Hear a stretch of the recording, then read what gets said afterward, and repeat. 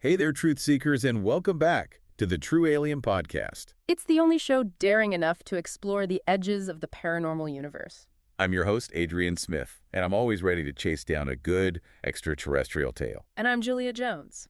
You're a voice of reason amidst the chaos. Someone has to make sure we don't get swept away by every little green man sighting, right? That's right, Julia. We're all about separating fact from fiction here. With a good dose of humor along the way. And for today's paranormal probe, you've brought us a case file. It has all the ingredients of a classic UFO mystery. Government secrets. A possible crash. And even a whisper of something called The Weaver. The Weaver's mystery is a particularly intriguing case. And the source material you've shared focuses on the journey of Dr. Silas Blackwood. He's a physicist, Though his career has taken a bit of a downturn. who receives a package that throws his life into a spiral of conspiracy. A package, huh? That's how so many great mysteries begin. What's inside this one? A cryptic note. A piece of alien tech. Not quite that dramatic, but equally compelling. Okay, I'm intrigued. It's a yellowed newspaper clipping from 1941.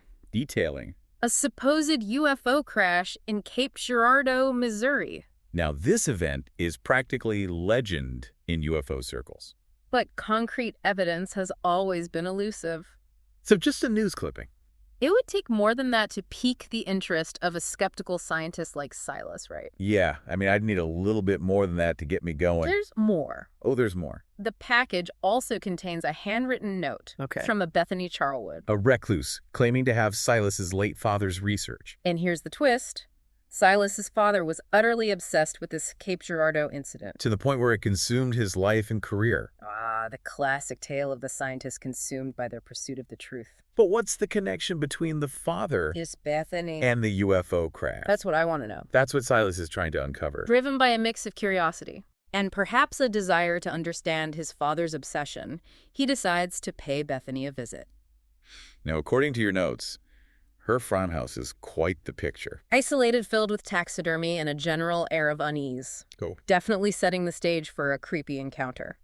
So what happens when Silas arrives?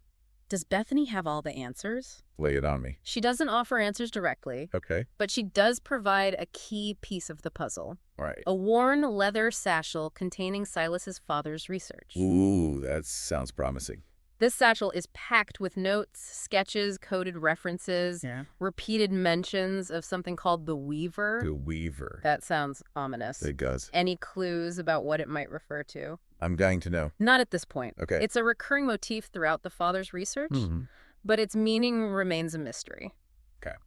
This is where Silas realizes he needs help deciphering all of this. Of course. And that's where Noemi Tanaka enters the picture. So we've got a tech-savvy sidekick joining the investigation. What kind of skills does Noemi bring to the table? Yeah, fill me in. Noemi's a master researcher and urban explorer. Okay. She's the one who uncovers a connection to an abandoned asylum in the Ozark foothills. A place rumored to have been involved in secret government experiments. Secret government experiments. Okay, now we're getting into some classic conspiracy theory territory. What kind of experiments are we talking about here? Alien autopsies.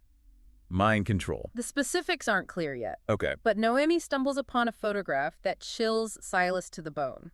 Oh. It's a military convoy leaving the asylum after its official closure, Okay. and stepping out of the lead truck is none other than Silas's father. Whoa, talk about a plot twist. This confirms his father's direct involvement with whatever was going on at the asylum, Right. and possibly with the Cape Girardeau incident itself. Wow, this is getting good. So what do they do with this newfound information? What do they do? They do what any self-respecting paranormal investigators would do. They pack their gear and head to the abandoned asylum in the Ozark foothills. Sounds like a plan. The description in your notes paints a pretty unsettling picture. Give it to me. Crumbling walls, Yeah. broken windows, and an eerie silence that hangs heavy in the air. It sounds like they're walking straight into a horror movie. What do they find inside this creepy asylum?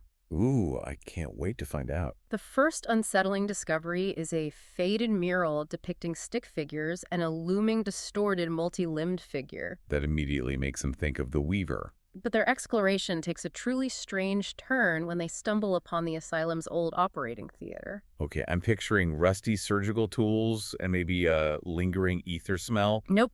No bloodstains or surgical tools here. Okay, then what is it? Instead, the walls are covered with diagrams of what can only be described as alien technology. Wow. And in the center of the room, beneath the tangle of cobwebs and wires, Lies. a metallic A pod. metallic pod. Now, that's a cliffhanger. What could it be? Is this evidence of the crashed UFO? Did Silas's father have something to do with it? And what about the Weaver? So many questions. We'll have to pick up the investigation in part 2. This metallic pod is the most perplexing piece of evidence yet. It's definitely a game changer. What do you think, based on the evidence we have so far, Well, could its purpose be? we've gone from dusty old files and a creepy abandoned asylum to potential alien technology. Could this be the key to understanding what the Weaver actually is? What's fascinating to me is that Silas's father's obsession with the Cape Girardeau incident Right. might not have been paranoia after all. It's certainly a possibility. Could he have been trying to warn people about this all along? His research seems to have been a genuine attempt to uncover the truth about this crash and whatever the government might be hiding. Yeah. But we still need to figure out where the Weaver fits into all of this. That's the million-dollar question, right? Yeah. It keeps popping up in his notes, so it must be important. Is it connected to the pod, the crash, or something else entirely? Could it be a code name for the alien entity itself? Or maybe some kind of technology or phenomenon connected to it? That's what we need to piece together. Right. And while we might wish we could just ask Silas's father directly, If only. we have to remember that even if he were alive, Yeah. his mental state was in question toward the end. True.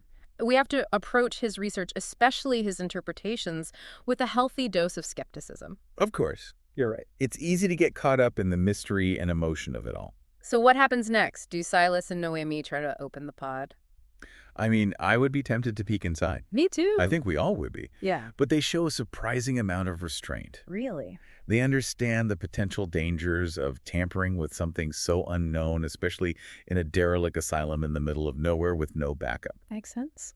They decide to document everything, meticulously photograph sketches, detailed observations. Okay. They know they need to bring in outside help. Someone. Someone with expertise in, well, alien technology. Yeah.